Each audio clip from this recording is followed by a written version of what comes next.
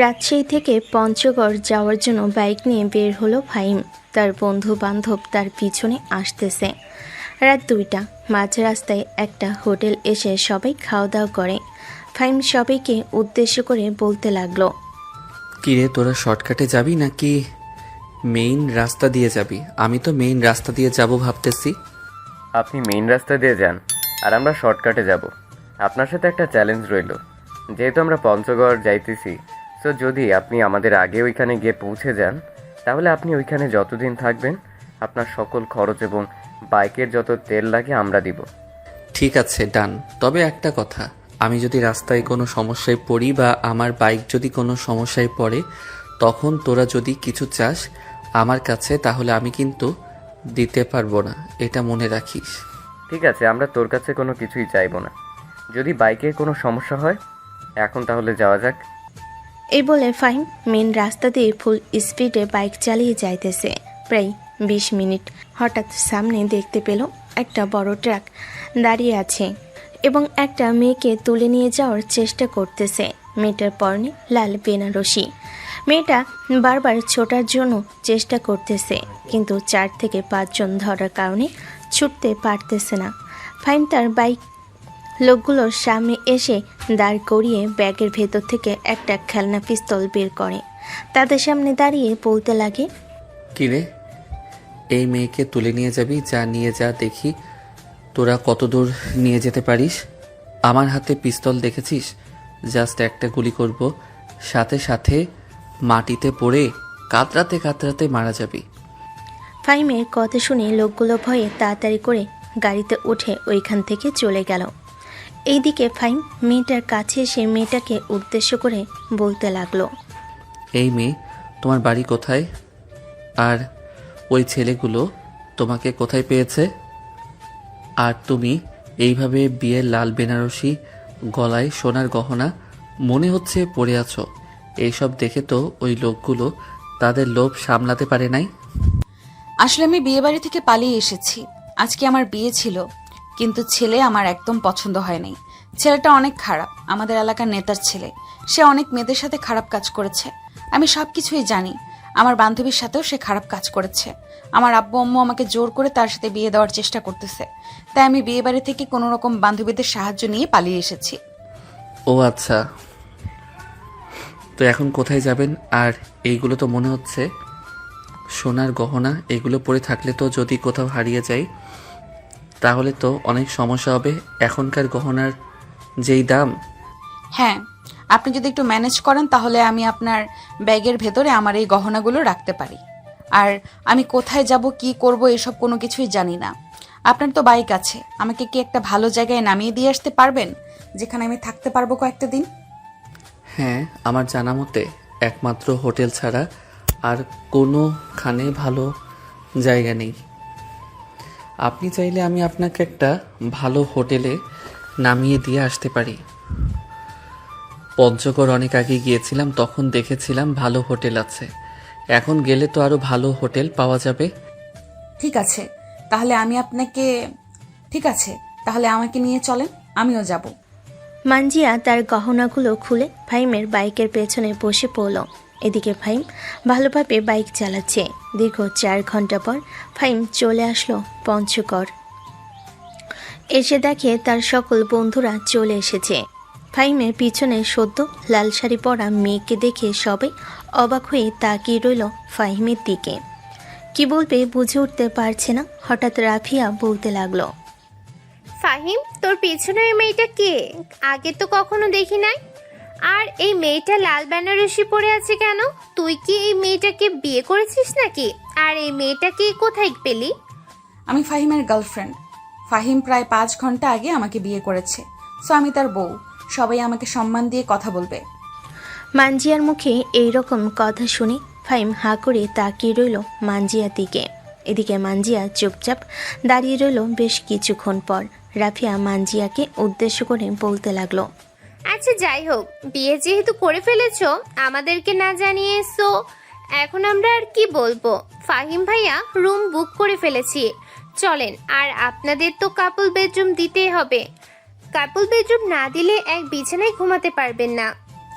আরে ঘুমাতে পারবো, সমস্যা হবে না।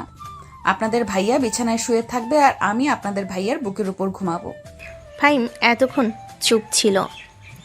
মানজিয়া আর এই কথা শুনে ফাহিম আর চুপ থাকতে পারল না, মুখ ফসকে বলে ফেল, এই মেয়ে, তোমার তো সাহস কম না। আর আমি তোমাকে কখন বিয়ে করেছি? তোমাকে তো রাস্তায় কিডন্যাপারদের হাত থেকে বাঁচিয়েছিলাম, আর তুমি এখন আমাকে তোমার নিজের জামাই বানিয়ে ফেলেছ। এটা কিন্তু একদম ঠিক কাজ করো নাই।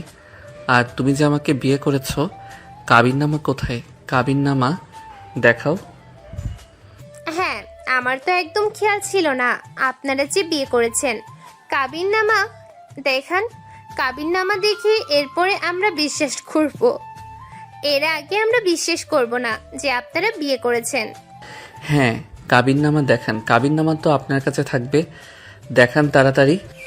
মানজিয়া কি বলবে বুঝতে পারছে না। বেশ কিছুক্ষণ চুপ থাকার পর মানজিয়া ফাহিমকে উদ্দেশ্য করে বলতে লাগলো, এই জিনিসটার আপনি মিথ্যা কথা বলতেছেন কেন? আপনি যে কাবিননামা রেখে এসেছেন ওইখানে, এখন এখানে এসে বলতেছেন যে বিয়ে করেন নাই। আপনারা যদি আমার কথা বিশ্বাস করেন তাহলে কাজী অফিসে ফোন দিয়ে জিজ্ঞাসা করতে পারেন যে বিয়ে করেছে কিনা। রাফিয়া দেখ, তোরা অন্তত আমাকে বিশ্বাস কর। আমি এই মেয়েটাকে রাস্তায় পেয়েছি। রাস্তায় এই মেয়েটাকে কিডন্যাপাররা তুলে নিয়ে যাচ্ছিল, পরে আমি বাঁচিয়েছি। আর যদি আমার কথা বিশ্বাস না করিস, এই ব্যাগের ভিতরে দেখ, এই মেয়ের সকল গহনা রাখা আছে। এই মেয়েটা বিয়ের আসর থেকে পালিয়ে এসেছে, আর এখন বলতেছে যে এই মেয়েটা আমাকে বিয়ে করেছে। আচ্ছা ভাই, তোরা এখন চুপ কর। অনেক দূর থেকে এসেছি, এখন একটু নিজেদের রুমে গিয়ে রেস্ট কর। সকাল হয়েছে, এখন দুপুরের দিকে একবারে খাওয়া দাওয়া করে এই সমস্যার সমাধান করব। এখন সবাই সবার রুমে যাও। আর ফাহিম, তুই যেহেতু ঝামেলা নিয়ে এসেছিস, ঝামেলা তোর সাথে রাখবি। আমার কোনো কিছু করতে পারবো না, বা তোকে সাহায্য করতে পারবো না। ভাই, আমাকে সাহায্য করার দরকার নেই, শুধু এই মেয়ের হাত থেকে বাঁচা। এই মেয়ে কত বড় একটা মিথ্যা কথা বলে ফেলেছে শুনেছিস? যাই হোক, এখন যার যার রুমে যা। আর এই মেয়ে চলো আমার সাথে, গিয়ে ফ্রেশ হয়ে এরপরে রেস্ট করবে। ফাহিম তার রুমের চাবিটা নিয়ে মানজিয়াকে নিয়ে চলে আসলো রুমে। মানজিয়া চুপচাপ বসে আছে। বিছানায় মানজিয়াকে বসে থাকতে দেখে ফাহিম বলতে লাগলো, কি ব্যাপারে এইভাবে বসে আছেন কেন? যান, গিয়ে ফ্রেশ হয়ে আসেন। আমার তো কাপড় ওই কিডন্যাপারদের গাড়িতে রাখা ছিল, তারা তো কাপড় নিয়ে গেছে। এখন আমি কি পরবো এটাই ভাবতেছি। আর আপনি যদি পারেন তাহলে আমার বান্ধবীর কাছ থেকে আমাকে ড্রেস এনে দিতে পারবেন। বড় মুখ করে তো বলেছেন যে আমি আপনার বয়ফ্রেন্ড। এখন কেমন লাগে? এখন তাদেরকে গিয়ে বলেন যে আমি বিয়ে বাড়ি থেকে পালিয়ে এসেছি, সাথে শুধু গহনা ছিল আর কাপড় চোপড় ছিল, ওইগুলো কিডন্যাপার নিয়ে গেছে। অযথা আমাকে ফাঁসিয়ে দিতেছেন। আমি তো আপনাকে চিনিও না। এমন করতেছেন কেন? আমি একটা বিপদে পড়েছি, বিপদ থেকে রক্ষা করতে পারবেন না আপনি? তাহলে কেমন পুরুষ হলেন আপনি বলেন তো আমাকে? আমার তো মনে হয় আপনি কাপুরুষ। এটার জন্য আপনি বলতেছেন যে পারবেন না। এই ফাহিম কখনোই কাপুরুষ হয় না। আপনি এখানে ওয়েট করেন, আমি 4-5 মিনিটের মধ্যে আপনাকে ড্রেস এনে দিতেছি। এই বলে ফাহিম চলে আসলো রাফিয়ার রুমের সামনে। কলিং বেল দিতেই রাফিয়া এসে দরজা খুলে দিল। ফাহিমকে দাঁড়িয়ে থাকতে দেখে বলতে লাগলো, কি ব্যাপার, এখানে দাঁড়িয়ে আছিস কেন? তোর না বউ আছে, ঘরে তোর বউয়ের কাছে যা। দেখ রাফিয়া, আমার মাথা এমনিতেই গরম আছে, তুই আবার গরম করিয়ে দিস না। যেটা বলতেছি সেটা শোন। ওই মেয়েটার ড্রেস নাই, ওই মেয়েটার জন্য ড্রেস দে তোর কাছ থেকে। আচ্ছা, তুই 1 মিনিট দাঁড়া। আমি মাত্র ড্রেসগুলো লাকেজ থেকে বের করেছিলাম, তোকে আমি এক্ষুনি এনে দিতেছি। এই বলে রাফিয়া বিছানার উপর থেকে এক সেট ড্রেস এনে ফাহিমকে দিয়ে দিতেই ফাহিম চলে আসলো তার রুমে। এসে দেখে মানজিয়া রুমে নেই। মানজিয়াকে ডাকতে লাগলো। বেশ কিছুক্ষণ মানজিয়াকে ডাকার পর হঠাৎ মানজিয়া ওয়াশরুম থেকে একটা হাত বাড়ি বের করে দিয়ে বলতে লাগলো, এই যে আমি এখানে কাপড়গুলো ওয়াশরুমের সামনে আমার হাতে দিয়ে যান। আর আপনি ভুলেও কিন্তু ওয়াশরুমে ঢুকবেন না এখন।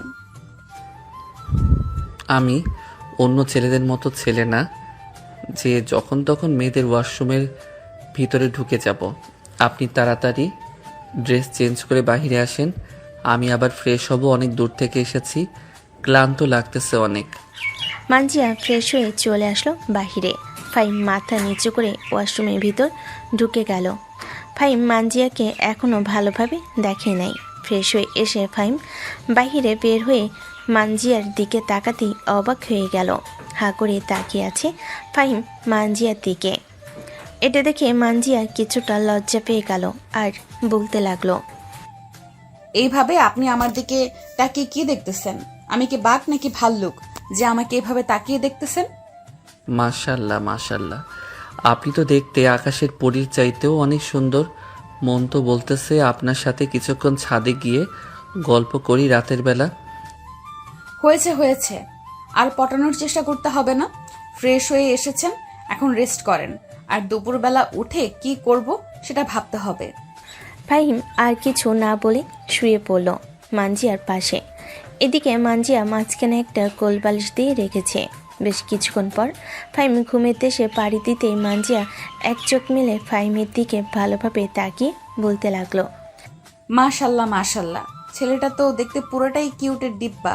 মন চাইতেছে এক্ষুনি তাকে ওই গোলাপি লাল দুইটা মন চাইতেছে এখনই তার ওই গোলাপি গাল দুইটাকে কামড় মেরে আরো গোলাপি বানিয়ে দিতে।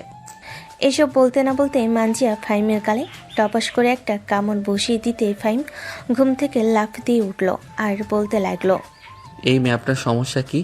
আমার গালে কামড় দিয়েছেন কেন? আপনার কি লজ্জা শরম বলতে কোনো কিছুই নেই? এইভাবে একটা অপরিচিত ছেলের গালে কামড় দিয়েছেন? আপনার তো মান সম্মান বলতে কোনো কিছুই নেই। আমার মান সম্মান থাকলে তো আমি অবশ্যই বলতাম। মান সম্মান নেই বলেই তো আপনার গালে কামড় দিয়ে বসেছি। তবে আপনার গাল দুইটা যে এত কিউট আগে জানতাম না। ফাহিম আর কিছু বলল না, আবারও শুয়ে পড়ল উল্টো পাশ ঘুরে। ফাহিম গভীর ঘুমে আচ্ছন্ন হয়ে আছে। এদিকে মানজিয়া ফাহিমের দিকে বারবার তাকাচ্ছে, কিন্তু ফাহিম তো ঘুমিয়ে আছে। এটা দেখে মানজিয়া ফাহিমকে এক লাথি মেরে খাটের উপর থেকে নিচে ফেলে দিল আর ঘুমের ভান করে ঘুমাতে লাগলো। এইদিকে ফাহিম নিচে পড়ে গিয়ে চিৎকার করে উঠল। পাশের রুম থেকে তার বন্ধু বান্ধবরা আড্ডা দিচ্ছিল। সবাই ফাহিমের চিৎকার শুনে তাড়াতাড়ি করে চলে আসলো ফাহিমের রুমের সামনে আর বলতে লাগলো, কিরে ফাহিম, কি হয়েছে? এভাবে চিৎকার করে উঠলি কেন? দরজা খোল বন্ধু, কি হয়েছে আমরাও দেখতে চাই। এত জোরে চিৎকার করে উঠলি যে আমরা সবাই তোর চিৎকার শুনে তোর দরজার সামনে চলে এসেছি। ফাহিম কোনো রকম কোমরে হাত দিয়ে আস্তে আস্তে উঠে চলে আসলো দরজার কাছে। দরজাটা খুলে দিতেই সবাই ভিতরে চলে আসলো। ফাহিম দেখতে মাশাল্লাহ অনেক সুন্দর আর ফর্সা। নিচে পড়ে গিয়ে তার মুখে ব্যথা পেয়েছে, গাল দুইটা লাল হয়ে আছে, নাকও কিছুটা লাল হয়ে গেছে। এটা দেখে ফারিয়া ফাহিমকে উদ্দেশ্য করে বলতে লাগলো, ফাহিম, তোর এরকম অবস্থা হয়েছে কেন? মানজিয়া তোকে কিছু বলেছে? মানে কিছু করেছে নাকি? আর কিছু করলেও তো এরকম অবস্থা থাকতো না। আরেকটা জিনিস, তোর গালে কামড়ের দাগ কেন? নিশ্চয়ই মানজিয়া তোর গালে কামড় দিয়েছে। শালার একজন কেনে কপালে জুটিয়েছি। না তো আমি ঘুমাতে পারতেছি, না তো আমি কোনো কিছু করতে পারতেছি। রাফিয়া, তোর দুইটা পায়ে পড়তেছি, তুই বোন প্লিজ এই রুমে থাক, না হলে এই মেয়েটা আমাকে মেরে আলু ভর্তা বানিয়ে পরোটার সাথে খেয়ে ফেলবে। না ভাই, তোর যে এই অবস্থা করেছে, এখন যদি আমি এই রুমে থাকি তাহলে তো এর চাইতেও দ্বিগুণ আমার অবস্থা খারাপ হবে। চল চল, আমরা সবাই আমাদের রুমে যাই। ফাহিম, যা তুই গিয়ে রুমে ঘুমা। এই বলে সবাই ওইখান থেকে চলে গেল। এদিকে ফাহিম পড়ে গেছে মানকা চিপাই। বিছানায় এসে শুয়ে পড়তে মানজিয়া বলতে লাগলো, সরি মিস্টার ফাহিম, আমি বুঝতে পারি নাই আপনি এইভাবে পড়ে যাবেন। আমি জাস্ট মজা করে আপনাকে হালকাভাবে লাথি মেরেছিলাম। আপনি যে একেবারে সাইডে গিয়ে ঘুমিয়ে আছেন এটা আমি খেয়াল করি নাই। আপনি জানেন আপনার এই সামান্য ভুলের জন্য আমার কত বড় ক্ষতি হতে পারত? এইখান থেকে পড়লে আমি মরে যেতাম, বা আমার হাতের একটা আঙুল বা আমার কোনো অঙ্গ প্রত্যঙ্গ ভেঙেও যাইতো।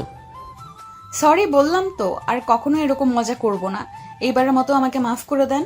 এখন আপনি ঘুমান, আমার ঘুম আসতেছে না। যখন ঘুম আসবে তখন আমি ঘুমাবো। ফাহিম মানজিয়ার মায়াভরা মুখের দিকে তাকিয়ে আর কিছু বলতে পারল না।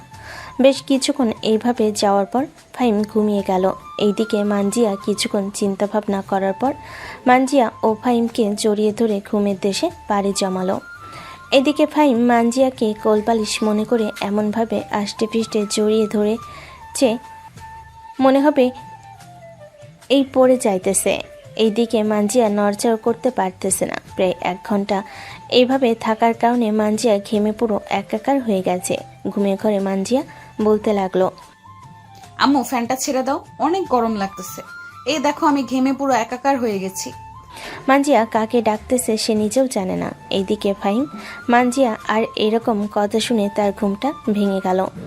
ফাহিম মানজিয়ার দিকে ভালোভাবে তাকিয়ে দেখে সে নিজে মানজিয়াকে এমনভাবে জড়িয়ে ধরেছে মানজিয়া নড়াচড়া করতে পারছে না। এটা দেখে ফাহিম তাড়াতাড়ি করে মানজিয়াকে ছেড়ে দিয়ে বিছানা থেকে উঠে পড়ল। ফাহিম ফ্রেশ হয়ে চলে আসলো বেলকুনিতে। দাঁড়িয়ে দাঁড়িয়ে আশেপাশে দেওয়াল এবং দালান কোঠাগুলো দেখছে। বেশ কিছুক্ষণ এইভাবে থাকার পর ফাহিম নিজের মনকে বলতে লাগলো, আচ্ছা, এই মেয়েটা যে বিয়েবাড়ি থেকে পালিয়ে এসেছে, এখন যদি তার পরিবার এবং তার সেই হবু বর খোঁজাখুঁজি করে তাহলে কি হবে? তাকে যদি একবার পেয়ে যাই তখন তো আবারও তাকে ধরে নিয়ে গিয়ে বিয়ে দিয়ে দিবে। এখন এই মেয়েটাকে কিভাবে রক্ষা করব? ফাহিম এইসব কিছু ভাবতেছে এমন সময় পিছন থেকে কে যেন তার কাঁধে হাত রাখলো। পিছনে ফিরেই দেখতে পেল মানজিয়া ঘুম থেকে উঠে গেছে। মানজিয়াকে দেখে ফাহিম মুচকি একটা হাসি দিয়ে বলতে লাগলো, বাহ, ঘুম থেকে এত তাড়াতাড়ি উঠে গেছেন। আপনি তো আমার আরও কত পরে ঘুমিয়েছেন, এত তাড়াতাড়ি উঠে গেলেন যে? এমনিতেই উঠে গেছি, ঘুমটা ভেঙে গেছে হঠাৎ করে, তাই। আর কি ফ্রেশ হয়ে এসে আপনার পেছনে দাঁড়ালাম। ও আচ্ছা, বসেন তাহলে চেয়ারে, দুজনে বসে গল্প করি। তারা সবাই ঘুম থেকে উঠুক, এরপরে না হয় সবার সাথে বসে গল্প করা যাবে। ঠিক আছে। ফাহিম মানজিয়ার ব্যাপারে অনেক কিছু জানতে চাই। মানজিয়া ফাহিমকে উদ্দেশ্য করে বলতেছে, ফাহিম, আমি তো বিয়ে বাড়ি থেকে পালিয়ে এসেছি। আশা করি তারা হয়তো অলরেডি আমাকে খোঁজ লাগিয়ে দিয়েছে। তারা যদি এখন আমাকে পেয়ে যায় তাহলে আবারও সেই ছেলের সাথে আমার বিয়ে ঠিক করবে, বিয়ে দেওয়ার জন্য। এখন একমাত্র আল্লাহ ছাড়া আর কেউ বাঁচতে পারবে না আমাকে ওই ছেলের হাত থেকে। মানজিয়া এসব কিছু বলতেছে এমন সময় ফাহিমের ফোনটা বেজে উঠল। তাকিয়ে দেখে তার বন্ধু ফয়সাল কল দিয়েছে। কলটা রিসিভ করতেই ওপাশ থেকে ফয়সাল বলতে লাগলো, ফাহিম, যদি ঘুম থেকে উঠে থাকিস তাহলে আমাদের রুমে চলে যাই। আমরা সবাই মাত্র ঘুম থেকে উঠে আড্ডা দিতে বসলাম। তুই মানজিয়াকে রুমে চলে আয়। ফাহিম ফোনটা কেটে দিয়ে মানজিয়াকে উদ্দেশ্য করে বলতে লাগলো, মানজিয়া, চল আমরা পাশের রুমে যাই, সবাই আমাদের জন্য অপেক্ষা করতেছে। তারা ওইখানে বসে আড্ডা দিতেছে, আমরাও গিয়ে তাদের সাথে বসে আড্ডা দিই, তাহলে আরও অনেক বেশি মজা হবে আড্ডা দিতে। হ্যাঁ, চলো তাহলে যাওয়া যাক। সবাই যেহেতু এখানে বসে বসে আড্ডা দিতেছে, আমরাও গিয়ে তাদের সাথে হাত মিলিয়ে আড্ডা দিই, তাহলে আমাদের আড্ডাটা আরো বেশি জমে যাবে। ফাহিম রেডি হয়ে বসে আছে। 2-3 মিনিট পর মানজিয়া চলে আসলো নিচে। ফাহিম মানজিয়াকে নিয়ে চলে আসলো রাফিয়ার রুমে। ওরা দুজন আসতেই রাফিয়া বলতে লাগলো, ওই তো ফাহিম আর মানজিয়া চলে এসেছে। বস বস, এখানে বস।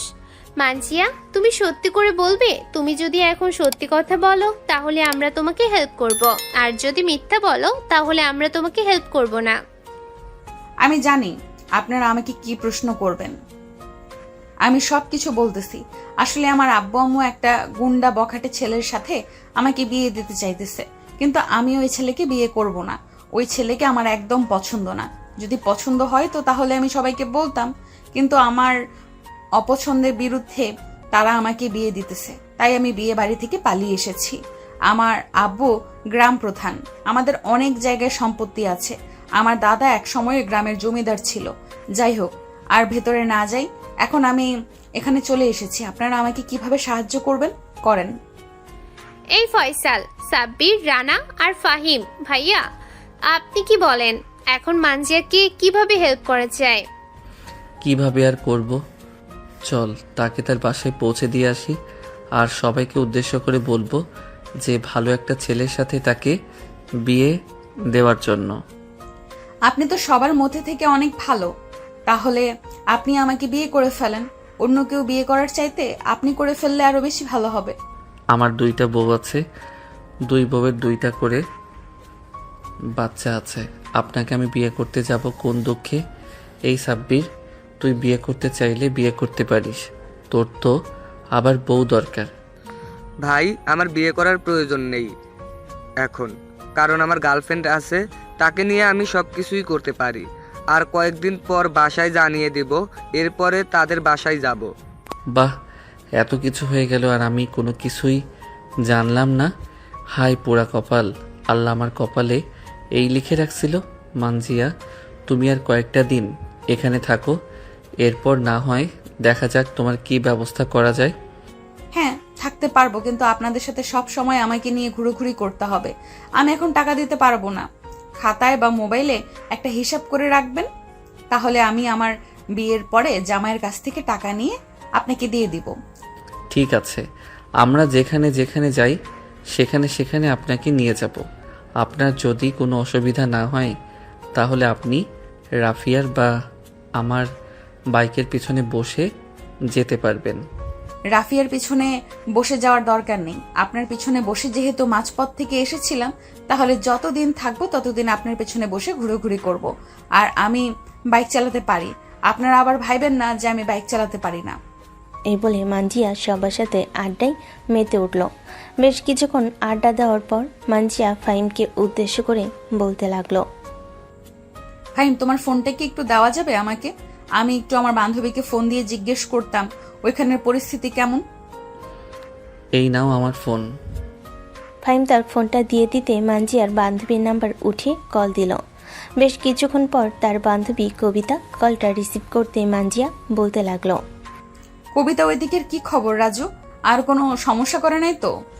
সমস্যা তো করে নাই, কিন্তু এমন কিছু কথা বলে গেছে যেগুলো তোর আব্বুও সহ্য করতে পারে নাই।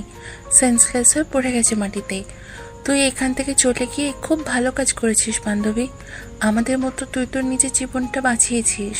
শোন, আমাকে ফোন দিস না বেশি। আমাকে ফোন দিলে পরে ওরা সন্দেহ করবে। ঠিক আছে, তুই কোনো চিন্তা করিস না, আমি তোকে ফোন দিব না। আর তুই আব্বু আম্মুর খেয়াল রাখিস, ভাইয়াকে বলিস আব্বু আম্মুর খেয়াল রাখার জন্য। এ বলে মানজিয়া কলটা কেটে দিল। বেশ কিছুক্ষণ পর ফাহিমের ফোনটা আবার বেজে উঠল। তাকিয়ে দেখে তার ছোট বোন কল দিয়েছে। কলটা রিসিভ করতেই ও পাশ থেকে তার ছোট বোন বলতে লাগলো, ভাইয়া, তুমি নাকি পালিয়ে বিয়ে করেছো? এটার জন্যই তো বলি এত পাগল কেন ঘোরাঘুরি করার জন্য। দাঁড়াও, আম্মুকে আমি এক্ষুনি বলছি। এই কাশফিয়া, তোকে আবার কে বলেছে যে আমি পালিয়ে বিয়ে করেছি? তুই কিছু না জেনে শুনে আম্মু আব্বুর কানে অযথা বাজে কথা লাগিয়ে দিবি না। আব্বু আম্মু যদি আমাকে বকাবকি করে তখন কিন্তু আমি আর বাসায় যাব না। তুই খুব ভালো করে জানিস যে আমি কোথায় কোথায় থাকতে পারি। হয়েছে হয়েছে, আর আমাকে ভয় দেখানোর প্রয়োজন নেই। আমি তোমার এসব শুনে ভয় পাই না। ভয় পাইলে আরো অনেক আগেই ভয় পাইতাম। তার চাইতে ভালো তুমি সত্যি করে বলে দাও যে তুমি বিয়ে করেছো, তাহলে আমি আব্বু আম্মুর কাছে কোনো কিছুই বলবো না। আমার বোন, আমার কলিজার টুকরা, আমি সত্যি করে বলতেছি যে আমি বিয়ে করি নাই। বিয়ে করলে আরও অনেক আগেই তোকে জানাতাম, কারণ তুই আমার একমাত্র ছোট বোন। তুমি সত্যি বলতেছো? আমার তো একদম বিশ্বাস হচ্ছে না। আচ্ছা, তুমি তোমার বন্ধুদেরকে কল করে একজন একজন করে কথা বলার জন্য। আমি তোমার সব বন্ধুদের গলার ভয়েস সাউন্ড চিনি। কাশফিয়া, এখন কিন্তু বেশি হয়ে যাইতেছে।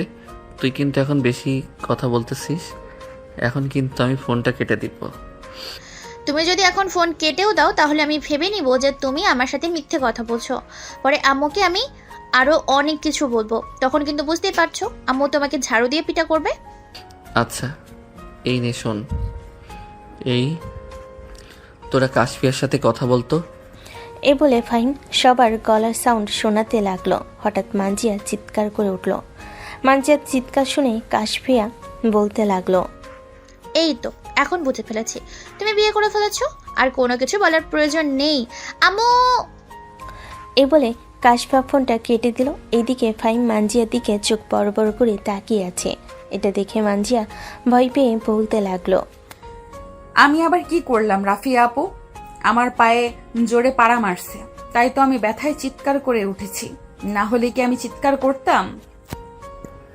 রাফিয়ার বাচ্চা, এখন যদি আম্মু আব্বুর কাছে উল্টাপাল্টা কিছু বলে তাহলে তোর খবর আছে। ফিরোজের সাথে পরে তোর বিয়ে খুব ভালোভাবে করাবো, এটা মনে রাখিস।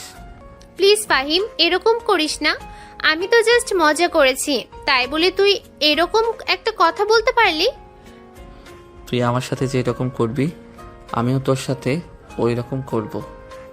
আমি আমার রুমে গেলাম। আর মানজিয়া, তুমি আজকে থেকে রাফিয়ার রুমে থাকবে, আমার রুমে থাকতে পারবে না। এ বলে ফাহিম চলে আসলো তার রুমে। দরজাটা লাগিয়ে দিয়ে বেলকনিতে এসে পকেট থেকে একটা সিগারেট বের করে যে মুখে দিতে যাবে, এমন সময় পাশের বেলকনি থেকে মানজিয়া বলতে লাগলো। এই যে মিস্টার, আপনি যে সিগারেট খাইতেছেন এটার ভিডিও কিন্তু আমি করেছি। রাফিয়ার কাছে তো আপনার বোনের নাম্বার আছে, তার কাছ থেকে হোয়াটসঅ্যাপ বা ইমো নাম্বার নিয়ে তার ফোনে পাঠিয়ে দিব, তখন বুঝবেন আরো কি মজা। যতই কিছু করো না কেন, আর আমি তো সিগারেট খাই নাই, মাত্র সিগারেটটা হাতে নিয়েছি। আর তোমার হাতে তো এখনো ফোন নেই যে তুমি ভিডিও করে রাখছো। অযথা মিথ্যা কথা বইলো না, মিথ্যা কথা আমার একদম পছন্দ না। এই বলে ফাহিম চলে আসলো বেলকনি থেকে ভিতরে। সিগারেট না খেয়ে বেলকনিতে ফেলে দিয়েছে নিচে। বিছানায় শুয়ে শুয়ে চোখ বন্ধ করে মনে মনে বলতেছে, আল্লাহ তাআলা কি সবসময় আমার সাথে এরকম করে নাকি? আমাকে বিপদে ফেলে আবার মুক্ত করলে আমাকে দিয়েই মুক্ত করে। আল্লাহর রসিলায় যদি একটা মানুষকে আমি মুক্ত করতে পারি তাহলে তো খুব ভালো। এইসব মনে মনে চিন্তা ভাবনা করতেছে ফাহিম। বেশ কিছুক্ষণ পর তার রুমে কলিং বেলের শব্দ পেল। দরজা খুলতেই দেখতে পেল সবাই দাঁড়িয়ে আছে। তাদেরকে দেখে বলতে লাগলো, তোরা এখানে এসেছিস কেন? যা তোরা তোদের রুমে যা, আমার রুমে তোদের কোনো জায়গা নেই। আমি আমার রুমে একা ঘুমাবো। এই বলে ফাহিম দরজাটা আবার লাগিয়ে দিয়ে বিছানায় এসে বসে পড়ল। প্রায় 30 মিনিট পর ফাহিম বিছানা থেকে উঠে রেডি হয়ে দরজাটা খুলতেই দেখতে পেল কেউ নেই। এটা দেখে ফাহিম বলতে লাগলো, যাক ভালোই হয়েছে, এখন আমি বাইরে গিয়ে আরামে ঘুমাতে পারবো। এ বলে ফাহিম চলে আসলো বাহিরে। নিচে গ্যারেজ থেকে বাইক বের করে স্টার্ট দিয়ে দিয়েই চলে যেতে যাবে, এমন সময় বেলকনি দিয়ে মার্জিয়া ডাক দিয়ে বলতে লাগলো, ফাহিম, আমিও যাব তোমার সাথে, আমাকে নিয়ে যাবে? সরি মানজিয়া, আমি তোমাকে নিয়ে যেতে পারবো না। এই ফাহিম চৌধুরী কখনো তার বাইকের পিছনে কোনো মেয়েকে নিয়ে ঘোরাঘুরি করে নাই, আর কখনো করবেও না। এই বলে ফাহিম তার বাইক স্টার্ট দিয়ে আবারও ঘোরাঘুরি করার জন্য বের হয়ে পড়ল। সবাই চুপচাপ বসে আছে, এমন সময় মানজিয়া বলতে লাগলো, রাফিয়া আপু, তোমার বাইকের চাবিটা দাও তো, আমি দেখতে চাই ফাহিম কত দূর এগিয়ে গেছে। সে নিজেকে অনেক বড় মনে করে, তাই না? আমিও একজন লেডি বাইকার। রাফিয়া তার বাইকের চাবিটা দিয়ে দিতে মানজিয়া রুমে এসে তার বোরকাটা পরে চলে আসলো বাহিরে। রাফিয়ার বাইকটা বের করে স্টার্ট দিয়ে যেতে লাগলো। প্রায় 20 মিনিট পর ফাহিমকে ধরে ফেলেছে মানজিয়া। এদিকে ফাহিম মানজিয়াকে দেখে পুরোই অবাক হয়ে তাকিয়ে আছে। এভাবে তাকিয়ে থাকতে দেখে মানজিয়া বলতে লাগলো, কি মিস্টার ফাহিম চৌধুরী, কি ভাবছেন আমি বাইক চালাতে পারবো না? এখন দেখেছেন তো আপনি, আরো 20 মিনিট আগে বের হয়েছেন, আর 20 মিনিট পর আমি আপনাকে ধরে ফেলেছি।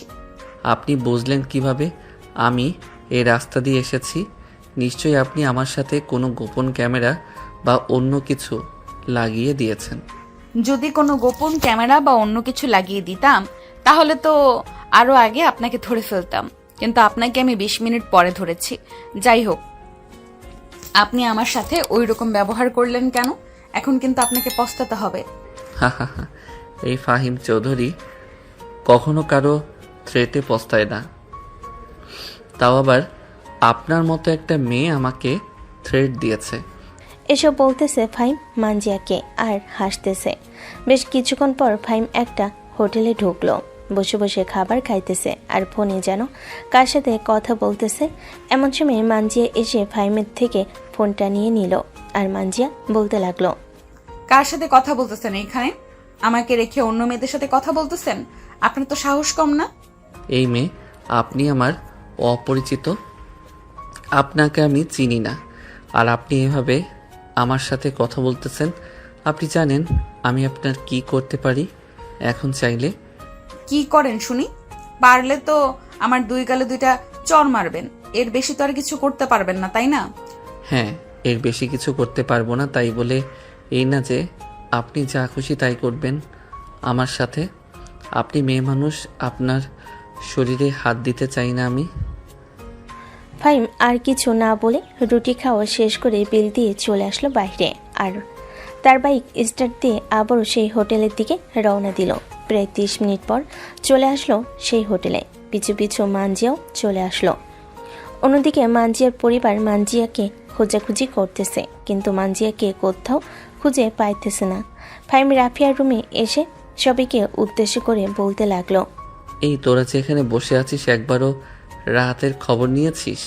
রাত যে হাসপাতালে ভর্তি আছে, গতকালকে অ্যাক্সিডেন্ট করেছে, একবারও কি তার খবর নিয়েছিস তোরা? এখানে তো দিব্যি ঘোরাঘুরি করতেছিস। তাড়াতাড়ি রেডি হ, আমরা ঢাকায় ব্যাক করব। আর মিস মানজিয়া, আপনাকে এই হোটেলটা দেখিয়ে দিয়ে গেলাম। হোটেলটা অনেক ভালো, আপনি এই হোটেলে থাকতে পারেন যতদিন ইচ্ছা। আপনার সোনা গহনা যেগুলো আছে ওইগুলো একটা একটা করে বিক্রি করবেন আর খাবেন। আশা করি আগামী 6 মাস এখানে থাকতে পারবেন বা এর বেশি। ফাহিম, তোর কি মাথা নষ্ট হয়ে গেছে? একা একটা মেয়েকে এখানে রেখে যাব আমরা? বিপদে পড়েছে, তাকে উদ্ধার করেছিস তুই, তাই বলে মাঝপথে এখন আবারও ফেলে রেখে চলে যাবি? যদি আবারও কিছু হয়ে যায়? এখানে তো সবাই দেখেছে যে আমাদের সাথে মানজিয়া ছিল। যদি মানজিয়ার কোনো কিছু হয়ে যায় তাহলে তো মানজিয়ার পরিবার আমাদের বাড়িতে পুলিশ নিয়ে আসবে, তখন কি হবে বুঝতে পারছিস? ভাই, আমি এই ঝামেলা নিয়ে যেতে পারবো না আমার বাসায়। এমনিতেই কাশফিয়া আম্মু আব্বুকে কি যেন বলেছে। আব্বু আম্মু কতবার ফোন দিয়েছে, একবার আমার ফোনের দিকে তাকিয়ে দেখ। আচ্ছা, তোর বাসায় নিয়ে যাওয়ার দরকার নেই, আমি আমার বাসায় নিয়ে যাব, তবুও তুই কোনো কিছু বলতে পারবি না।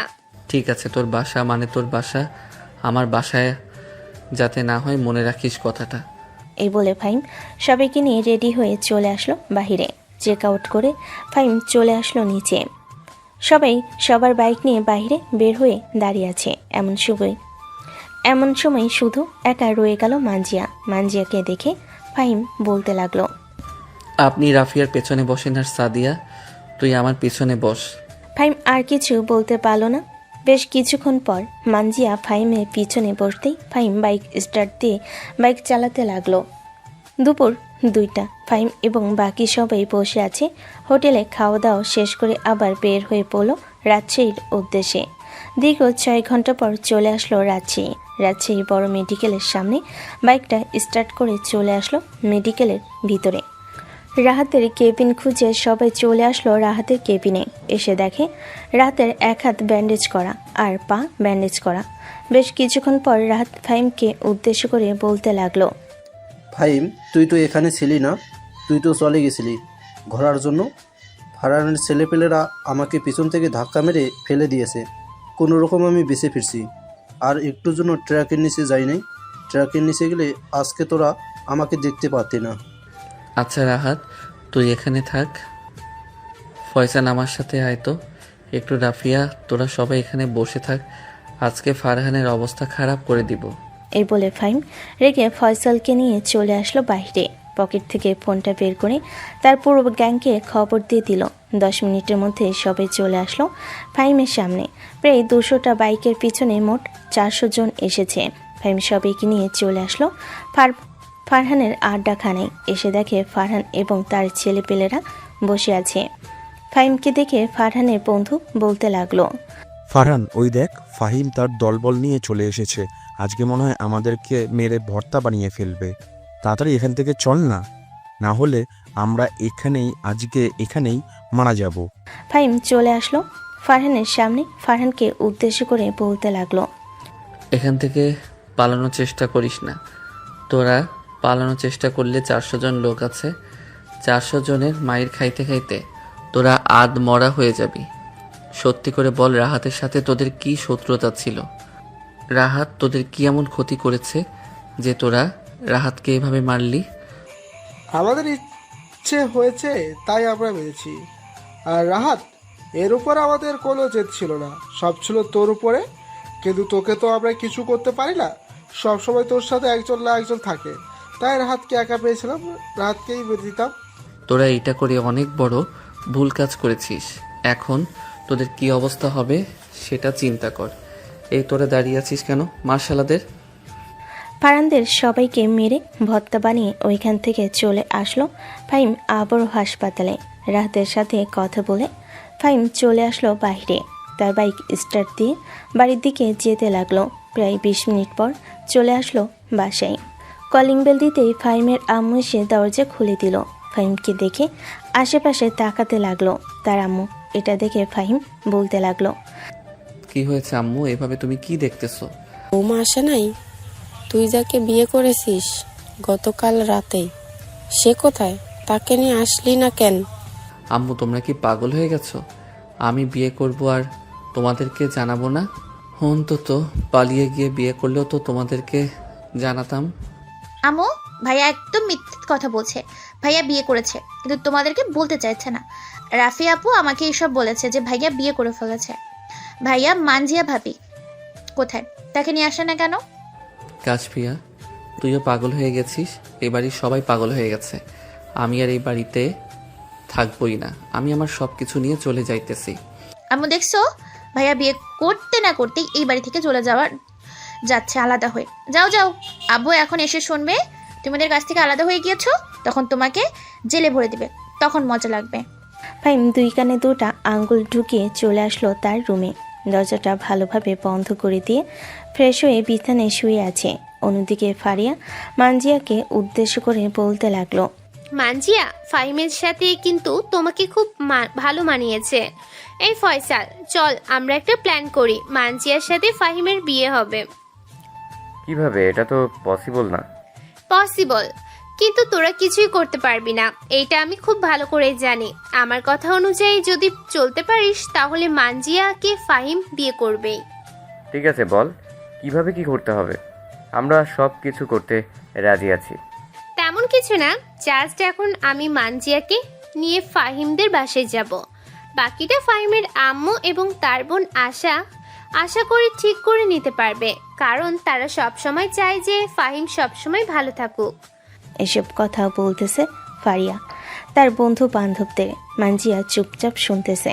বেশ কিছুক্ষণ এসব কিছু শোনার পর মানজিয়া রাফিয়াকে উদ্দেশ্য করে বলতে লাগলো, রাফিয়া আপু, ফাহিম যদি রাজি হয় তাহলে তাকে জোর করার প্রয়োজন নেই, কারণ আমি চাই না কেউ আমাকে অপছন্দ করুক। আরে তুমি এসব নিয়ে চিন্তা করো না, ফাহিম দেখবে তোমাকে খুব আপন করে রাখবে এবং খুব ভালোবাসবে। ফাহিমের সাথে আমরা চলাচল করি, তাকে আমরা খুব ভালো করেই চিনি। চলো এখন তোমাকে নিয়ে যাই। এ বলে রাফিয়া মানজিয়াকে নিয়ে চলে আসলো ফাহিমদের বাসায়। কলিং বেল দিতে কাসফিয়া এসে দরজা খুলে দিল। রাফিয়ার সাথে মানজিয়াকে দেখে বলতে লাগলো, আম্মু, ভাইয়ার বউ চলে এসেছে, তাড়াতাড়ি বরণ ডালে নিয়ে আসো। আজকে ভাইয়ার বউকে বরণ করে একেবারে বাড়ির ভিতর ঢুকাবো। এদিকে ফাহিম ঘুমিয়ে আছে, প্রচুর ক্লান্ত লাগতেছে। অন্যদিকে নিচে ফাহিমের আম্মু এবং তার বোন মানজিয়াকে বরণ করে ঘরের ভিতর ঢুকিয়ে আনলে। অন্যদিকে নিচে ফাহিমের আম্মু এবং তার বোন মানজিয়াকে বরণ করে ঘরের ভিতর ঢুকিয়ে আনলো। সবাই বসে আড্ডা দিতেছে। এমন সময় রাফিয়া বলতে লাগলো, কাশফিয়া, আমি এখন চলে যাই বাসায়। যদি আমাকে ফাহিম দেখে ফেলে তাহলে আমার হাত যে গুটি এক জায়গায় রাখবে না, সে আমাকে মেরে পাগলা কুকুরকে খাইয়ে দিবে। ঠিক আছে, যাও, আর আমরা সবকিছু ঠিকঠাক করে তোমাদেরকে খবর দিব, তখন তোমরা তাড়াতাড়ি করে চলে আসবে। ঠিক আছে, আমাদের কি খবর দিও। রাফিয়া চলে গেল। এদিকে কাশফিয়া এবং তার আম্মু বসে বসে মানজিয়ার সাথে কথা বলতেছে। সন্ধ্যা 6টা। ফাহিম ঘুম থেকে উঠে নিচে আসতেই দেখতে পেল মানজিয়া বসে আছে। মানজিয়াকে দেখে হা করে তাকিয়ে আছে ফাহিম। কি বলবে বুঝে উঠতে পারতেছে না। এমন সময় কাশফিয়া ফাহিমকে উদ্দেশ্য করে বলতে লাগলো, ভাইয়া তুমি ভাবিকে নিয়ে আসো নাই তো কি হয়েছে? ভাবি একা একাই চলে এসেছে তোমার কাছে। এই মেয়ে, তোমার কি লজ্জা সরম নেই? তোমাকে যে আমি বিয়ে করি নাই, তবুও তুমি কেন আমার পিছু পিছু ঘুরতেছো? আম্মু দেখেন, আপনার ছেলে এসব কি বলতেছে। সে নাকি আমাকে বিয়ে করে নাই, অথচ কালকে রাতে আপনার ছেলে আমাকে বিয়ে করেছে কাজী অফিসে। মানজিয়ার প্রত্যেকটা কথা শুনে ফাহিম অবাক হচ্ছে। বিশেষ করে অবাক হচ্ছে মানজিয়া ফাহিমের আম্মুকে আম্মু ডেকেছে। ফাহিম, তুই যদি আর একবার বৌমাকে বকা দিয়েছিস তাহলে তোর খবর আছে। একটু পর তো তোর আব্বু আসবে, তখন আমি তোর আব্বুর কাছে বলে দেব তুই বৌমাকে বকা দিস। আরে আম্মু, যাকে আমি বিয়ে করি নাই তোমরা কেন অযথা তার সাথে আমার এরকম মিল দিতেছো? আমি যদি বিয়ে করতাম তাহলে আমি তো বলতাম তোমাদেরকে, একটু না একটু অন্তত তোমাদেরকে না বললে কাশফিয়াকে তো বলতাম। হয়েছে হয়েছে, তুমি গতকালকে বাইরে থেকে কাচ্চি বিরিয়ানি খেয়েছো, আমাকে তো একবারও বলো নাই, আবার বলছো তুমি বিয়ে করেছো। এটা আমাকে বলবে? হাই খোদা, আমাকে এখনো এই জঙ্গলের মাঝে রেখেছো কেন? আমাকে উঠিয়ে নাও, এইখানে আর আমার ভালো লাগতেছে না। এ বলে ফাহিম বাইকের চাবিটা নিয়ে ওইখান থেকে চলে আসলো বাইরে। তার বাইক স্টার্ট দিয়ে সোজা চলে আসলো পাড়ার চায়ের দোকানে। বসে বসে চা খাইতেছে। অন্যদিকে কাশফিয়া মানজিয়াকে উদ্দেশ্য করে বলতে লাগলো, ভাবি আপনার কি পোশাক নেই নাকি? পোশাক ছিল, আসলে আমি বাস থেকে নামছিলাম তখন মনে ছিল না ব্যাগ নিয়ে আসার জন্য বাসের ভেতর থেকে, এটার জন্যই আর কি, কোনো পোশাক নেই আমার। আচ্ছা, ও আচ্ছা, চলো তোমাকে এখন শপিং মলে নিয়ে যাব। আম্মু টাকা দাও, ভাবির জন্য পোশাক কিনতে আনবো। এই নে ড্রয়ারের চাবি, 20,000 টাকা নিয়ে যা, ভালো ভালো ড্রেস কিনে দিবি। ঠিক আছে আম্মু, ভালো ভালো ড্রেস কিনে দিব, তুমি কোনো চিন্তা করো না। কাশফিয়া তার আম্মুর ডট থেকে 20,000 টাকা নিয়ে মানজিয়াকে নিয়ে নিচে চলে আসলো শপিং করতে। বেশ কিছুক্ষণ শপিং করার পর মানজিয়া বলতে লাগলো, কাশফিয়া শুধু আমার জন্যই কিনবে নাকি তোমার জন্য কিছু কিনো? আর আমি আমার একটা গহনা বিক্রি করব, সোনার দোকান কোথায় আমাকে একটু দেখিয়ে দিতে পারবে? গয়না বিক্রি করার দরকার নেই আম্মু, যা টাকা দিয়েছে এতেই হয়ে যাবে। আর আমি গত 3 দিন আগে শপিং করে গেছি, এখন আমার কোনো কিছুরই দরকার নেই। না, আমার একটা গহনা বিক্রি করার দরকার, আমার কিছু টাকা লাগবে। টাকা লাগবে না, টাকা আমি দিব, তবুও গয়না বিক্রি করার দরকার নেই। আরও দেখো কিছু কিনবে নাকি। এইদিকে ফাহিম তার বন্ধু বান্ধবদের নিয়ে চলে এসেছে শপিং মলে, ঘোরাঘুরি করতেছে। এমন সময় ফাহিম মানজিয়া এবং কাশফিয়াকে দেখতে পেল। তাদের দুজনকে দেখে ফাহিম চলে আসলো তাদের সামনে আর বলতে লাগলো, কি রে, তোরা দুজন এখানে কি করিস আর কখন আসলি? বাপ্পা, বউ শপিং করতে চলে এসেছে, এখন দেখি জামাইও সে কথা শুনে সেও চলে এসেছে শপিং করার জন্য। ভাবি যাও, ভাইয়ের সাথে গিয়ে শপিং করে আসো। দেখ কাশফিয়া, এটা শপিং মল আর আমি এই মেয়েকে বিয়ে করি নাই, মানে বিয়ে করি নাই। তোদের শপিং করা শেষ, তোরা বাসায় চলে যা। আরে আমি এসেছিলাম মানজিয়ার ড্রেস কেনার জন্য, এখন তোর কিনে ফেলেছিস। কাশফিয়া আর মানজিয়া চলে গেল। এদিকে ফাহিম একটা ফোন কিনে চলে আসলো ওইখান থেকে। রাত 11টা। ফাহিম বাসে এসে বাইক গ্যারেজে রেখে চলে আসলো তার রুমে। এসে দেখে মানজিয়া বসে আছে। মানজিয়াকে দেখে না দেখার ভান করে চলে আসলো ওয়াশরুমে। ফ্রেশ হয়ে বসে আছে সোফায়। এমন সময় মানজিয়া বলতে লাগলো, আচ্ছা ফাহিম, আমি কি এখানে এসে কোনো অপরাধ করে ফেলেছি? যদি অপরাধ করে থাকি তাহলে আমাকে বলো, আমি এক্ষুনি এখান থেকে চলে যাব। আপনি এখানে এসে বড় একটা ভুল করে ফেলেছেন। আমার আব্বু আম্মু বিশ্বাস করে ফেলেছে আমি যে আপনাকে বিয়ে করে ফেলেছি, কিন্তু একমাত্র আপনি এবং আমি ছাড়া আর কেউ জানে না যে আমরা দুইজন বিয়ে করি নাই। আপনি আমার আব্বু আম্মুকে বলে দেন যে আমরা দুজন বিয়ে করি নাই। অযথা মিথ্যা একটা সম্পর্ক হয়ে থাকবে এখানে। আপনি বিপদে পড়েছেন, আপনাকে বিপদ থেকে রক্ষা করেছি। আপনি আমাদের বাড়িতে যতদিন ইচ্ছা ততদিন থাকতে পারেন, আপনাকে কেউ কিছু বলবে না। তবু আপনি এই মিথ্যা সম্পর্ক দিয়ে আমার আব্বু আম্মুকে বুঝ দিবেন না। আমি আমার আব্বু আম্মুকে বলে দিয়েছি যে আমরা বিয়ে করি নাই, কিন্তু আপনার আব্বু আম্মু তবুও আমার কথা বিশ্বাস করতেছে না। আমি বলেছি যে আমাদের কাবিননামা নেই, আমরা বিয়ে করলে অবশ্যই কাবিননামা থাকতো। বিশ্বাস করবে কি করে? আপনি এমন জায়গায় বলেছেন যে তারা বিশ্বাস না করে থাকতে পারে না। আচ্ছা, যাই হোক, খাওয়া দাওয়া করেছেন? না, এখনো খাওয়া দাওয়া করি নাই। আপনি আসবেন বলে আপনার জন্য অপেক্ষা করছিলাম। চলেন খাওয়া দাওয়া করে আসি। হ্যাঁ চলেন। মানজিয়া আর ফাহিম চলে আসলো নিচে। সবাই খাবার টেবিলে বসে খাবার খাইতেছে। এমন সময় ফাহিমের আব্বু বলতে লাগলো, ফাহিম, মানজিয়া যা যা বলেছে তা কি সব সত্যি কথা? তোরা কি সত্যি বিয়ে করিস নাই? না আব্বু, আমরা বিয়ে করি নাই, আর আমি ওনাকে ভালোভাবে চিনিও না। ওনার সাথে আমার রাস্তায় পরিচয় হয়েছে। কিডন্যাপাররা ওনাকে নিয়ে যেতে চাইছিল, পরে আমি ওনাকে বাঁচিয়েছি। আচ্ছা, যাই হয়ে যাক না কেন, আমরা সিদ্ধান্ত নিয়েছি যে সবাই যেহেতু জানাশোনা হয়ে গেছে, মানজিয়ার সাথে তোর বিয়ে হবে। তোর যদি কোনো আপত্তি থাকে তাহলে বলতে পারিস। আব্বু, তোমরা মানজিয়ার পরিবারের সাথে কথা বলে এরপর যা সিদ্ধান্ত নেবার তা নাও। তোমাদের কথার বিরুদ্ধে আমি কখনো যাই নাই, আর আশা করি যাব না। এই বলে ফাহিম খাওয়া দাওয়া শেষ করে চলে আসলো তার রুমে। বিছানায় শুয়ে শুয়ে তার বন্ধু বান্ধবদের সাথে কথা বলতেছে। প্রায় 30 মিনিট পর মানজিয়া ফাহিমের রুমের ভিতরে প্রবেশ করলো। মানজিয়াকে দেখে ফাহিম বলতে লাগলো, দেখেন, আমাদের এখনো বিয়ে হয় নাই, আপনি দয়া করে কাশফিয়ার রুমে গিয়ে একটু ঘুমাবেন। আমি আপনার বোনের রুমে ঘুমাবো, আগে থেকেই সিদ্ধান্ত করে রেখেছি। আপনার সাথে কিছু কথা ছিল জরুরি, তার জন্য আমি আপনার রুমে এসেছি। আমি আমার গহনাগুলো বিক্রি করতে চাই।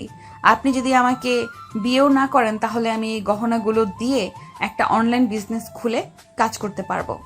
গহনা বিক্রি করার দরকার নেই। আপনার যদি টাকার প্রয়োজন হয় তাহলে আম্মুর কাছে বলবেন, আম্মু আপনাকে টাকা দিবে।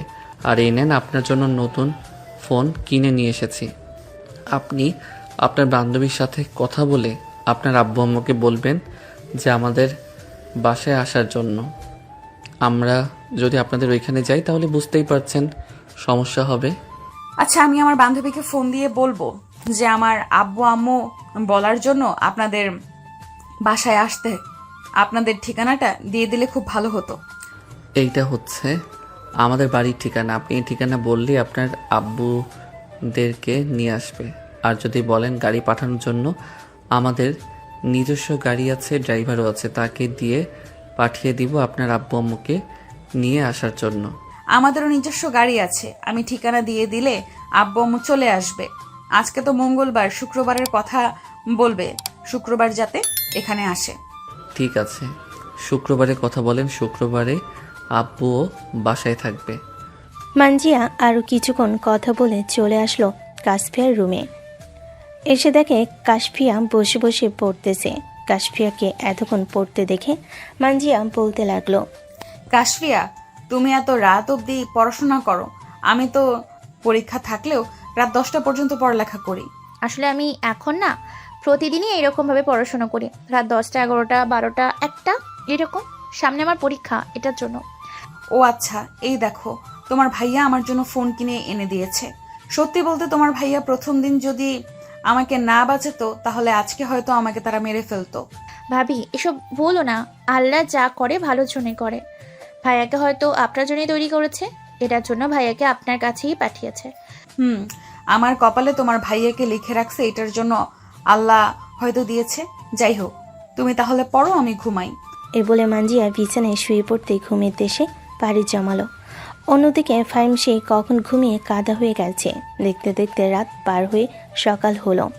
সকাল 9টা। ফাহিম ঘুম থেকে উঠে ফ্রেশ হয়ে নিচে এসে দেখে তার আব্বু বসে আছে। তার আব্বুকে দেখে বলতে লাগলো, আব্বু, আজকে অফিসে যাও নাই নাকি? না, আজকে অফিসে যাই নাই, ভালো লাগছিল না, শরীরটা কেমন যেন করতেছে, এটার জন্য অফিসে যাই নাই আজকে। ও আচ্ছা, অফিসে কি কোনো কাজ আছে? যদি কাজ থাকে তাহলে আমাকে বলো, আমি অফিস থেকে আসতেছি। না, অফিসে এখন কোনো কাজ নেই, কাজ থাকলে আমি তোকে সকাল সকাল ঘুম থেকে উঠিয়ে অফিসে পাঠাতাম। মানজিয়া, তুমি কি তোমার আব্বু আম্মুর সাথে কথা বলেছো? তারা কবে আসবে? তোমাকে কিছু কি বলেছে?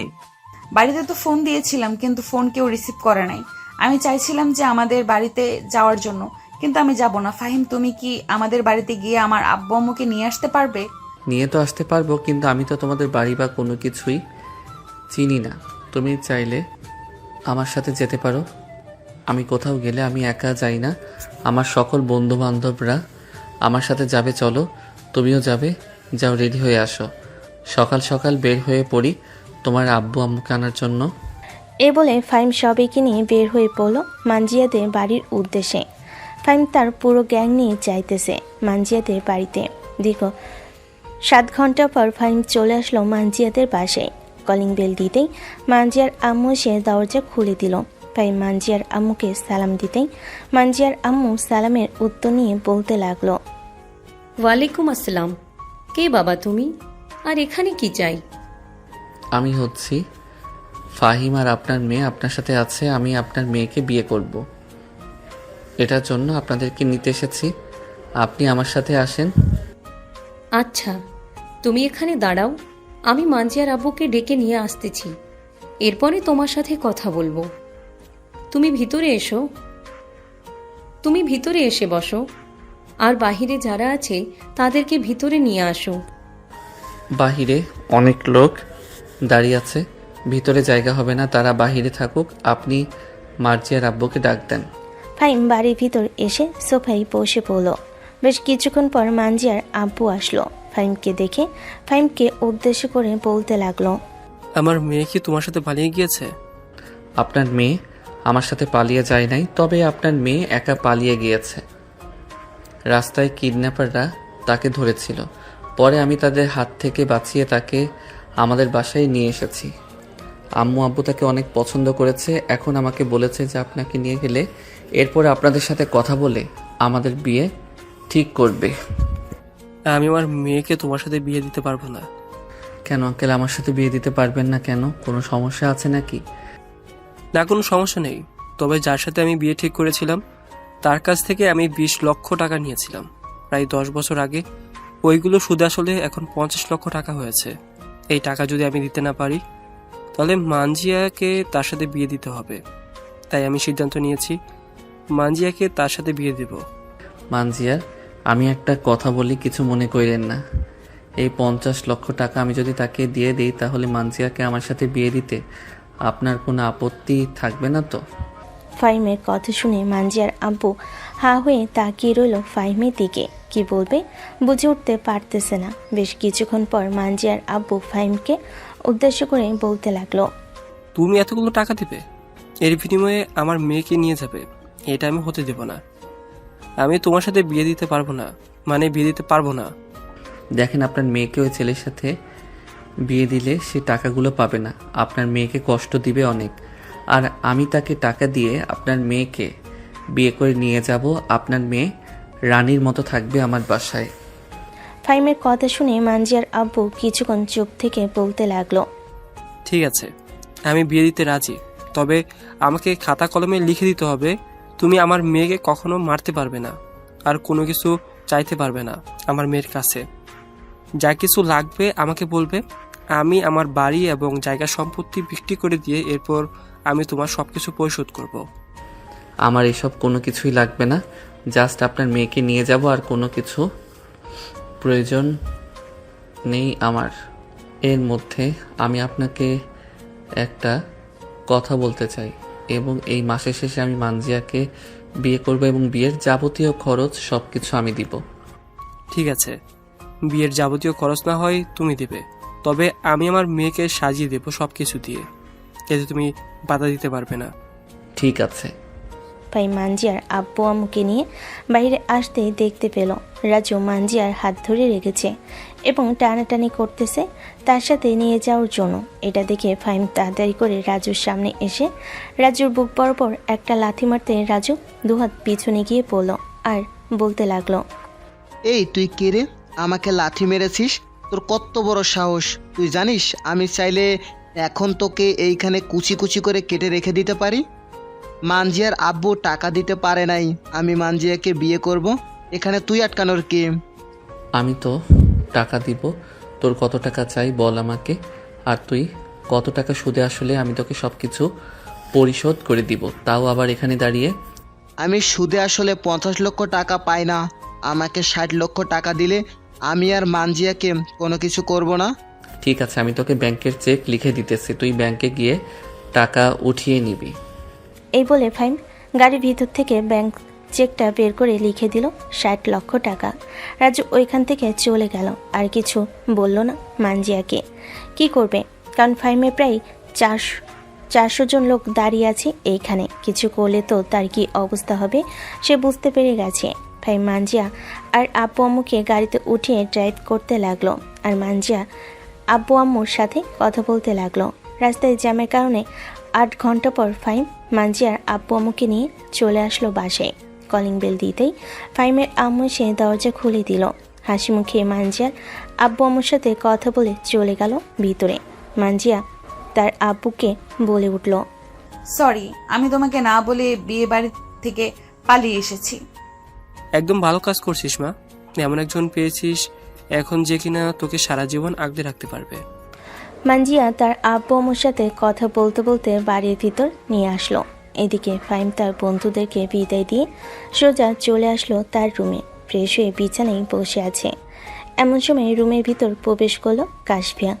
কাশফিয়াকে দেখে ফাইম বলতে লাগলো, কি এখানে কি করিস, আর কিছু বলবি নাকি? ভাইয়া, আমি ঘরের ভিতরে কেমন যেন পুরা পুরা গন্ধ পাচ্ছি। অনেকদিন পরেই পুরা পুরা গন্ধ পাইলাম। তবে এটা সেই পুরা পুরা গন্ধ না, এটা হচ্ছে মন পুরা পুরা গন্ধ। কারো মন হয়তো পুড়ছে, আর না পুড়ছে না, খুশিতে আত্মরা হয়ে যাচ্ছে। তুই কি এই কথাগুলো আমাকে উদ্দেশ্য করে বলতেছিস নাকি? আমার তো মনে হইতেছে তুই এই কথাগুলো আমাকে উদ্দেশ্য করে বলতেছিস। আরে না, তোমাকে উদ্দেশ্য করে কথাগুলো বলবো কেন? আমি তো কথাগুলো বলতেছি এমনি। হ্যাঁ, আমি বুঝি তোর কথার স্টাইল, তুই আমাকে উদ্দেশ্য করে কথাগুলো বলতেছিস।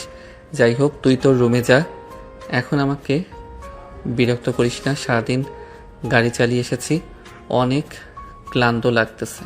আর যদি পারিস তাহলে আমার পিঠে একটু তেল মালিশ করে দিয়ে যা। এতদিন আমাকে গাধার মতো খাটিয়েছ, এখন তোমার নিজের বউ হয়েছে, তাকে গিয়ে বলো যে তোমাকে তেল মালিশ করে দিতে। আর তেল মালিশ না করে দিলে বলবে 2 সেকেন্ডে 2টা কিস করে দিতে, তাহলে দেখবে সব ব্যথা দূর হয়ে যাবে। তবে রে, দাঁড়া তুই এখানে। ফাইমের কথা শুনে কাশফিয়া হাসতে হাসতে তাড়াতাড়ি করে চলে আসলো তার রুমে। দরজাটা লাগিয়ে দিয়ে বিছানায় শুয়ে পড়লো। রাত প্রায় 11টা। ফাইম নিচে খাবার টেবিলে বসে আছে, সাথে মানজিয়ার আব্বু আম্মু। সবাই খাওয়া দাওয়া করে সোফায় বসে গল্প করতেছে। এমন সময় ফাইমের আব্বু মানজিয়ার আব্বু আম্মুকে উদ্দেশ্য করে বলতে লাগলো, মানজিয়ার আব্বু, আপনার মেয়েকে আমার ছেলের সাথে বিয়ে দিতে কোনো সমস্যা নেই তো? সমস্যা থাকলে বলতে পারেন। না, কোনো সমস্যা নেই। আমি আমার মেয়েকে আপনার ছেলের সাথে বিয়ে দেব। আপনার ছেলে একজন দায়িত্বশীল মানুষ, ঠিক আপনার মতো। এইখানে এসেছি 4 থেকে 5 ঘন্টা হয়েছে। আপনার কথার স্টাইল এবং কথার ধরন দেখে বুঝে ফেলেছি আপনি কী রকম মানুষ। আপনার ছেলে পুরো আপনার মতো হয়েছে। আপনি বলেন, বিয়ের দিন তারিখ কবে ফেলা হবে? আমি আর কি বলবো, আপনি মেয়ের বাবা, আপনি যেটা ভালো মনে করেন সেটাই বলেন। তবে আমি তো চাই এই মাসের শেষের দিকে বিয়ে দেওয়ার জন্য। এখন আপনি যেটা ভালো মনে করেন সেটাই বলেন। যেহেতু আপনি বলেছেন বিয়ে এই মাসের শেষের দিকে দেওয়ার জন্য, তাহলে আমিও এটাই মনে করি। শেষের দিকে দিলে খুব ভালো হবে। বিয়েটা আমি এখানে দিতে চাই, গ্রামে বিয়ে দিতে চাই না। ওইখান থেকে আসা যাওয়া প্রায় অনেকটা পথ। জ্যামে পড়ে গেলে কখন জ্যাম ছাড়বে তার কোনো ঠিক নেই। আপনি এখানে দেখেন কোনো ভালো রিসোর্ট পাওয়া যায় কিনা, ওইখানে বিয়ে হবে। সব খরচ আমি দেব না হয়? আপনাকে সব খরচ দিতে হবে না। আমাদের আর একটা বাড়ি আছে, ওইখানে ফাহিম আর মানজিয়ার বিয়ে হবে। আমি ওই বাড়িটা কাশফিয়ার জামাইয়ের জন্য রেখেছি। কালকে সকালে আপনাদেরকে দেখিয়ে আনবো। এখন তাহলে ঘুমাতে যান। কাশফিয়া, ওনাদেরকে নিয়ে তোর পাশের রুমটা দেখিয়ে দিয়ে আয়। কাশফিয়া মানজিয়ার আব্বু আম্মুকে নিয়ে চলে আসলো তার পাশের রুমে। এদিকে ফাইমা নিচে বসে না থেকে চলে আসলো তার রুমে। বেলকনিতে বসে বসে আকাশে তারা গুনছে। এমন সময় রুমের ভিতর কারো আসার টের পেল ফাইম। পিছনে ফিরতে দেখতে পেল মানজিয়া দাঁড়িয়ে আছে, তাও আবার নাইট ড্রেস পরে। মানজিয়াকে পুরো হট লাগতেছে। ফাইম এক নজরে তাকিয়ে আছে মানজিয়ার দিকে। এমন সময় মানজিয়া ফাইমের সামনে এসে ফাইমের চুলে হাত দিয়ে হাত বুলাতে বুলাতে বলতে লাগলো, এখন এইভাবে দেখার কোনো কিছু নেই। বাসর রাতে সব কিছু খুলে এরপরে না হয় দেখবেন। এখন চলেন, অনেক দূর থেকে এসেছেন, ক্লান্ত লাগতেছে। আপনার এখন ঘুমাবেন আমাকে আপনার বুকে জড়িয়ে নিয়ে। ফাহিম মানজিয়াকে কোলে তুলে নিয়ে খাটে চলে আসলো। মানজিয়াকে জড়িয়ে ধরে ঘুমের দেশে পাড়ি জমালো। পরের দিন সকাল 7টা, কাশবিয়ার ডাকে ঘুম ভাঙল মানজিয়ার। তাদের উঠে নাইট ড্রেস পাল্টে অন্য পোশাক পরে দরজা খুলতেই কাশবিয়া বলতে লাগলো, বাহ, বিয়ের আগেই রোম্যান্স শুরু করে দিয়েছো। এটা কিন্তু একদম ঠিক না। নিচে আসেন, সবাই অপেক্ষা করতেছে আপনাদের জন্য। মোটেও না, আমরা রোম্যান্স করি নাই, শুধু তোমার ভাই আমাকে জড়িয়ে ধরে ঘুমিয়েছিল, এর বেশি কোনো কিছু করে নাই। তুমি নিচে যাও, আমি তোমার ভাইয়াকে ঘুম থেকে উঠিয়ে এরপরে নিচে আসতেছি। হ্যাঁ, বুঝি কি করেছেন আর কি করেন নাই। এই বলে কাশবিয়া চলে গেল নিচে। এদিকে মানজিয়া ফাহিমকে ঘুম থেকে উঠিয়ে ফ্রেশ হয়ে চলে আসলো নিচে। সবার জন্য চা নাস্তা বানিয়ে সবাইকে বিদায় দিয়ে দিল। এইদিকে ফাহিম নিচে এসে দেখে মানজিয়া সবার সাথে বসে গল্প করতেছে। ফাহিম বাইকের চাবি নিয়ে বাইরে বের হতে যাবে, এমন সময় তার আব্বু বলতে লাগলো, কিরে ফাহিম, তুই এই সকালবেলায় কোথায় যাইতেছিস? এখানে এসে বস, কোথাও যাওয়ার প্রয়োজন নেই। আব্বু, আমি একটু বাহির থেকে আসতেছি, 15-20 মিনিট সময় লাগবে। বাইরে সবাই আমার জন্য অপেক্ষা করতেছে চায়ের দোকানে। এখন যদি আমি না যাই তাহলে ওরা রাগ করবে। তোমরা এখানে থাকো, আমি আসতেছি। এ বলে ফাহিম চলে আসলো বাইরে। সবার সাথে চা নাস্তা করে বাসে এসে সবার সাথে বসে আড্ডা দিতে লাগলো। দেখতে দেখতে দুপুর হয়ে এসেছে। দুপুরে খাওয়া দাওয়া করে ফাহিম তার রুমে বসে কাজ করতেছে। এমন সময় তার ফোনটা বেজে উঠল। তাকিয়ে দেখে ব্যাংক থেকে কল দিয়েছে। কলটা রিসিভ করতে ব্যাংকের ম্যানেজার বলতে লাগলো, আসসালামু আলাইকুম স্যার, রাজু নামের একটা ছেলে এসেছে 60 লক্ষ টাকা তুলতে। আপনি নাকি এই ব্যাংক চেকটা তাকে দিয়েছেন? হ্যাঁ, আমি ওনাকে ব্যাংক চেক দিয়েছি, আপনি ওনাকে 60 লক্ষ টাকা দিয়ে দেন। ঠিক আছে স্যার। এই বলতেই ম্যানেজার কলটা কেটে দিল।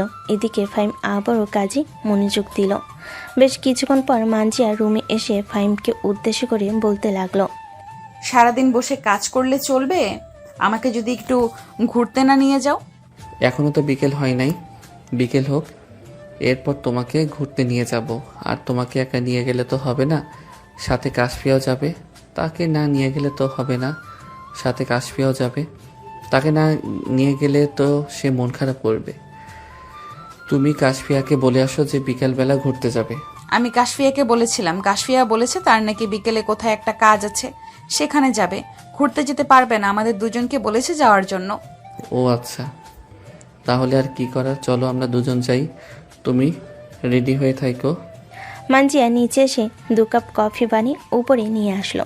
দুজন বসে খাবার খাইতেছে। এদিকে মানজিয়া ফাহিমের হাতে হাত রেখে কফি খাইতেছে। বেশ কিছুক্ষণ কফি খাওয়ার পর দুজন রেডি হয়ে চলে আসলো বিকেলবেলা বাইরে। সন্ধ্যা অবধি ঘোরাঘুরি করে বাসায় চলে আসলো। দেখতে দেখতে এইভাবে কেটে গেল প্রায় 15টা দিন। এই 15 দিনের ভিতরে ফাহিমদের 2টা বাড়ি অনেক সুন্দরভাবে সাজিয়েছে। কেউ দেখলে বলবে পুরো রাজপ্রাসাদের মতো সাজিয়েছে, কোনো কমতি রাখে নাই। রাতে খাওয়া দাওয়া শেষ করে সবাই বসে আছে কালকে গায়ে হলুদ। সবাই প্ল্যান করতেছে কোথায় কি করবে না করবে। সব কিছু প্ল্যান করা শেষ করে সবাই ঘুমাতে চলে গেল। দেখতে দেখতে রাত পার হয়ে সকাল হলো। সকাল থেকে সবাই কাজে লেগে পড়ল। বিকাল 5টায় গায়ে হলুদ শেষ করে সবাই সবার মতো বসে আছে। অন্যদিকে ফাহিম আর মানজিয়া গোসল করে দুজন একে অপরকে জড়িয়ে ধরে বলতেছে, ফাহিম, আমি তোমাকে এই কয়েকদিনের ভেতরে অনেক ভালোবেসে ফেলেছি। তুমি আমাকে কখনো ছেড়ে যাবে না তো? না মানজিয়া, আমি কখনো তোমাকে ছেড়ে যাব না। তুমি আমাকে অনেক অনেক ভালোবাসবে, আমিও তোমাকে অনেক অনেক ভালোবাসবো। ঠিক আছে, চলো এখন নিচে যাই, রাত হয়ে গেছে, খাওয়া দাওয়া করে আড্ডা দিই সবার সাথে। এই বলে ফাহিম আর মানজিয়া চলে আসলো নিচে। খাওয়া দাওয়া শেষ করে সবার সাথে আড্ডা দিতে লাগলো।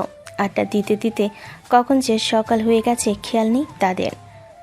2 বাড়িতেই বিয়ের আয়োজন চলতেছে। প্রায় 1500 বরযাত্রী খাওয়া, সবাই আয়োজনে ব্যস্ত। দেখতে দেখতে দুপুর হয়ে গেছে। বিকাল 3টার মধ্যে সবাইকে খাওয়া দাওয়া শেষ করিয়ে ফাহিম আর মানজিয়া বসে আছে একসাথে। বেশ কিছুক্ষণ এইভাবে যাওয়ার পর কাজী সাহেব আসলো। মানজিয়াকে উদ্দেশ্য করে বলতে লাগলো, সাজ্জাদ চৌধুরীর একমাত্র ছেলে ফাহিম চৌধুরী কাবিনের নগদ 30,000 টাকা বুঝিয়া পাইয়া থাকেন, তাহলে বলেন আলহামদুলিল্লাহ কবুল। আলহামদুলিল্লাহ কবুল, আলহামদুলিল্লাহ কবুল, আলহামদুলিল্লাহ কবুল। আলহামদুলিল্লাহ। এবার বরপক্ষকে বলছি, মাতা সুফিয়া বেগম এবং পিতা খলিল সাহেবের একমাত্র মেয়ে মানজিয়া চৌধুরীর নগদ 30,000 টাকা ধার্য করিয়া এই বিয়ে। যদি রাজি থাকেন তাহলে বলেন আলহামদুলিল্লাহ, আমি এই বিয়ে কবুল করলাম। 3 বার বলবেন। আলহামদুলিল্লাহ, আমি এই বিয়ে কবুল করিলাম। আলহামদুলিল্লাহ, আমি এই বিয়ে কবুল করিলাম। আলহামদুলিল্লাহ, আমি এই বিয়ে কবুল করিলাম। আলহামদুলিল্লাহ, বিয়ে সম্পূর্ণ হয়েছে। এখন সবাই দোয়া ধরেন। কাজী সাহেব দোয়া পড়িয়ে দিয়ে তার পাওনা টাকা নিয়ে চলে গেল ওইখান থেকে। এদিকে সকল কাজ শেষ করে ফাহিম মানজিয়াকে নিয়ে চলে আসলো বাসায়। মানজিয়াকে সবে বরণ করে নিয়ে চলে আসলো বাসর ঘরে। এদিকে ফাহিম চলে আসলো ছাদে, সব বন্ধুদের সাথে আড্ডা দিতেছে। দেখতে দেখতে রাত 12টা বেজে গেল। এমন সময় কাশফিয়া ছাদে এসে ফাহিমকে উদ্দেশ্য করে বলতে লাগলো, ভাইয়া ভাবি একা রুমে বসে আছে, তাড়াতাড়ি রুমে যাও। হ্যাঁ, যাইতেছি। এই তোর আমার জন্য দোয়া করিস যাতে আজকে রাতে বিড়ালটা মারতে পারি। এ বলে ফাহিম ছাদ থেকে চলে আসলো তার রুমে। দরজাটা লাগিয়ে দিয়ে খাটের কাছে আসতেই মানজিয়া খাট থেকে নেমে ফাহিমের পা ধরে সালাম করলো। ফাহিম সালামের উত্তর দিয়ে মানজিয়াকে কিছুক্ষণ জড়িয়ে ধরে রেখে ছেড়ে দিয়ে দুজনে চলে আসলো 2 রাকাত নফল নামাজ আদায় করার জন্য। নফল নামাজ আদায় করে চলে আসলো খাটে। বেশ কিছুক্ষণ গল্প করার পর ফাহিম হঠাৎ মানজিয়াকে জড়িয়ে ধরে তার ঠোঁটের সাথে ঠোঁট একত্রিত করে দিল। পরবর্তীতে কি হয়েছে তা আপনারা বেশ ভালো করেই জানেন।